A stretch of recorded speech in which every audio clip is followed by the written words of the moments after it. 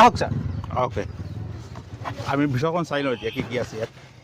এই গাড়ীখন যিহেতু EV গাড়ী হয় ছাৰ, আচ্ছা EV গাড়ী হোৱাৰ কাৰণে এই গাড়ীখনৰ আপোনাৰ অট'মেটিক হয়। আচ্ছা এইটো আপোনাৰ পুছ বুটাম ষ্টাৰ্ট দেখিছেনে, পুছ বুটাম ষ্টাৰ্ট প্লাছ 10.25 ইঞ্চৰ আপোনাৰ ডিছপ্লে হয়। আচ্ছা আচ্ছা ইয়াতে আপোনাৰ 360 ডিগ্ৰী কেমেৰা পাব, যোনটো কেমেৰা আপুনি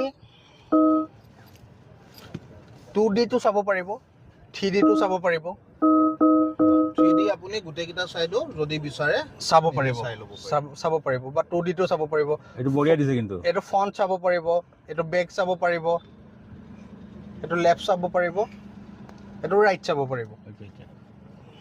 প্লাছ তাৰ উপৰি আমাৰ এই যোনটো টাটা লগ'টো, এইটো আপোনাৰ ড্ৰাইভিং ষ্টিয়াৰিঙৰ মাজত আপোনাৰ এইটো জ্বলি উঠে।